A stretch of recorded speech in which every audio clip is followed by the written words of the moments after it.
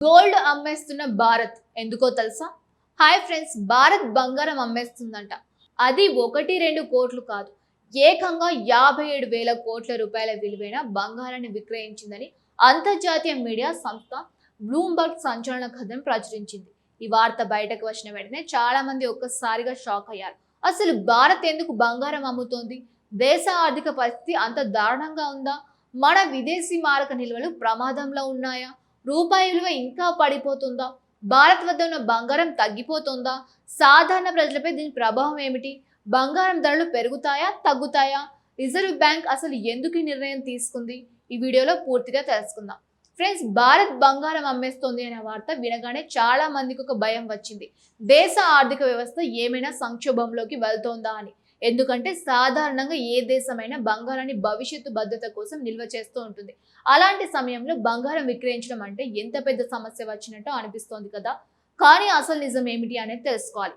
ముందుగా ఒక విషయం అర్థం చేసుకోవాలి. రిజర్వ్ బ్యాంక్ తన వద్ద ఉన్న బంగారం కేవలం ఆభరణాల కోసం కాదు, అది దేశ ఆర్థిక భద్రతకు ఒక బలమైన ఆయుధం. ప్రపంచ ఆర్థిక వ్యవస్థలో అనిశ్చితి పెరిగినప్పుడు, యుద్ధాలు జరిగినప్పుడు, డాలర్ విలువల్లో మార్పులు వచ్చినప్పుడు విదేశీ మారక నిల్వలను బలోపేతం చేయడానికి బంగారం కీలక పాత్ర పోషిస్తూ ఉంటుంది. ఇప్పుడు ప్రపంచ పరిస్థితులను పరిశీలిస్తే పశ్చిమాసియాలో ఉద్రిక్తతలు పెరుగుతూ ఉన్నాయి, చమురు ధరలు పెరుగుతూ ఉన్నాయి, అమెరికా డాలర్ బలపడుతోంది, ప్రపంచ పెట్టుబడిదారులు భద్రతమైన పెట్టుబడుల వైపు వెళ్తూ ఉన్నారు. ఈ పరిస్థితుల్లో అభివృద్ధి చెందుతున్న దేశాలపై ఒత్తిడి పెరుగుతోంది. భారత్ కూడా దీనికి మినహాయింపుగా కాదు. ఇప్పుడు అసలు సమస్య ఎక్కడ మొదలైందో చూద్దాం. భారత్ ప్రపంచంలోనే అతిపెద్ద చమురు దిగుమతి దేశాల్లో ఒకటి. మన దేశానికి అవసరమైన ముడి చమురులో ఎక్కువ భాగం విదేశాల నుంచే వస్తూ ఉంటుంది. చమురు ధరలు పెరిగితే మన దిగుమతి బిల్లు కూడా పెరుగుతోంది. అంటే ఎక్కువ డాలర్లు ఖర్చు చేయాల్సి వస్తూ ఉంటుంది. ఇక్కడే విదేశీ మారక నిల్వలపై ఒత్తిడి మొదలవుతూ ఉంటుంది. ఇదే సమయాల్లో మరో పెద్ద సమస్య కూడా ఎదురైంది. విదేశీ పెట్టుబడిదారులు భారత్ స్టాక్ మార్కెట్ల నుంచి భారీగా డబ్బు వెనక్కి తీసుకోవడం ప్రారంభించారు. ఈ ఏడాది ప్రారంభం నుంచి లక్షల కోట్ల రూపాయల విలువైన షేర్లను విక్రయించి తమ దేశాలకు నిధుల్ని తరలించారు. దీంతో డాలర్లకు డిమాండ్ మరింత పెరిగింది. డాలర్ డిమాండ్ పెరిగితే రూపాయి విలువ తగ్గుతుంది. రూపాయి బలహీనపడితే దిగుమతులు మరింత ఖరీదవుతాయి. ఇలా ఒక చక్రంలా సమస్యలు పెరుగుతూ ఉంటాయి. ఫ్రెండ్స్, ఇప్పుడు విదేశీ మారక నిల్వలు ఎందుకంత ముఖ్యమో తెలుసుకుందాం.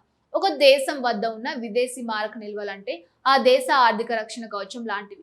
ఎలాంటి ఆర్థిక సంక్షోభం వచ్చినా, దిగుమతుల కోసం డబ్బు అవసరమైన, రూపాయి విలువను కాపాడాల్సి వచ్చినా ఈ నిల్వలే ఉపయోగపడుతూ ఉంటాయి. అందుకే ప్రతి దేశం వీటిని ఎంతో జాగ్రత్తగా నిర్వహిస్తూ ఉంటుంది. తాజా గణాంకాల ప్రకారం కొన్ని నెలల వ్యవధిలోనే భారత విదేశీ మారక నిల్వలు గణనీయంగా తగ్గాయి. ఇది రిజర్వ్ బ్యాంకును ఆందోళనకు గురి చేశాయి. దీంతో ఆర్బీఐ ఒక వ్యూహాత్మకమైన నిర్ణయం తీసుకుంది. తన వద్ద ఉన్న బంగారు నిల్వల్లో కొంత భాగాన్ని విక్రయించి దానికి బదులుగా విదేశీ కరెన్సీ ఆస్తుల్ని పెంచుతోంది. ఇక్కడ చాలా మంది చేసే పొరపాటు ఏమిటంటే, భారత్ బంగారం అమ్మేసింది అంటే మొత్తం బంగారం తగ్గిపోయిందని అనుకోవడం. కానీ వాస్తవానికి ఇదొక ఆస్తిని మరో ఆస్తిగా మార్చడం మాత్రమే. అంటే బంగారాన్ని విక్రయించి డాలర్ల రూపంలో విదేశీ కరెన్సీ నిల్వలను పెంచుకోవడం. ఇప్పుడు మరో ఆసక్తికరమైన విషయం తెలుసుకుందాం. భారత్ వద్ద ఎంత బంగారం ఉంది? రిజర్వ్ బ్యాంక్ లెక్కల ప్రకారం దేశం వద్ద వందల టన్నుల బంగారం నిల్వలు ఉన్నాయి. ఇందులో అధిక భాగం ఇప్పుడు భారత్లో నిల్వ చేయబడుతూ ఉంది.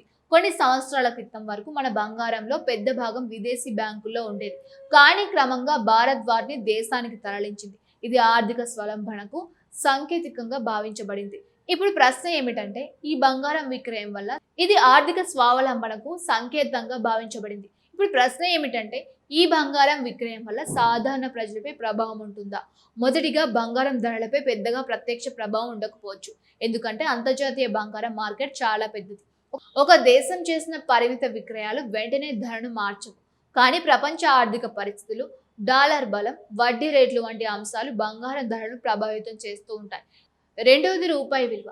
రిజర్వ్ బ్యాంక్ ఈ చర్య ద్వారా డాలర్ నిల్వలను పెంచుకొని రూపాయిపై ఒత్తిడిని తగ్గించాలని చూస్తోంది. ఇది కొంతవరకు రూపాయికి మద్దతు ఇవ్వవచ్చు. మూడోది, దేశ ఆర్థిక స్థిరత్వం.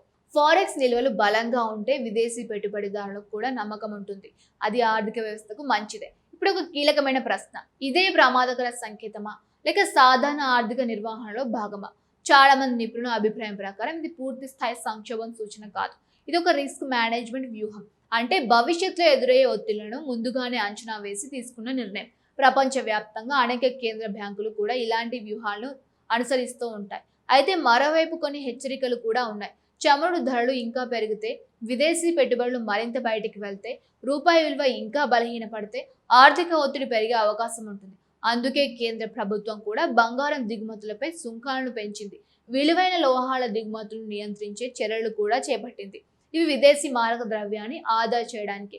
ఫ్రెండ్స్, ఇక్కడ మనం గుర్తుంచుకోవాల్సిన ముఖ్యమైన విషయం ఒకటి ఉంది. దేశ ఆర్థిక వ్యవస్థ ఒక పెద్ద యంత్రం లాంటిది. అందులో బంగారం, డాలర్లు, రూపాయి దిగుమతులు, ఎగుమతులు, వడ్డీ రేట్లు అన్నీ ఒకదానితో ఒకటి అనుసంధానమై ఉంటాయి. ఒక నిర్ణయం వెనుక అనేక కారణాలు ఉంటాయి. భారత్ బంగారం విక్రయించిందనే ఒక్క వార్తను చూసి భయపడాల్సిన అవసరం లేదు. దాని వెనుక ఉన్న ఆర్థిక వ్యూహాన్ని అర్థం చేసుకోవాలి. ప్రస్తుతం చూస్తే రిజర్వ్ బ్యాంక్ లక్ష్యం ఒకటే: విదేశీ మారక నిల్వలను బలోపేతం చేయడం, రూపాయిని స్థిరంగా ఉంచడం, ఆర్థిక వ్యవస్థపై ఒత్తిడిని తగ్గించడం. ఇది ఎంతవరకు విజయవంతం అవుతుందో రాబోయే నెలలో తెలుస్తోంది. మరి మీ అభిప్రాయం ఏమిటి ఫ్రెండ్స్? రిజర్వ్ బ్యాంక్ బంగారం విక్రయించడం సరైన నిర్ణయమా? దీంతో రూపాయి బలపడుతుందని మీరు భావిస్తున్నారా? మీ అభిప్రాయాన్ని కామెంట్లో తప్పకుండా చెప్పండి. ఈ వీడియో మీకు నచ్చితే లైక్ చేయండి. ఇలాంటి బిజినెస్, ఫైనాన్స్, ఆర్థిక విశ్లేషణ వీడియోల కోసం మా ఛానల్ను వెంటనే సబ్స్క్రైబ్ చేయండి. మీ ఫ్రెండ్స్తో, మీ ఫ్యామిలీతో షేర్ చేయండి. మళ్ళీ కలుద్దాం మరో ఇంట్రెస్టింగ్ వీడియోతో. ధన్యవాదాలు.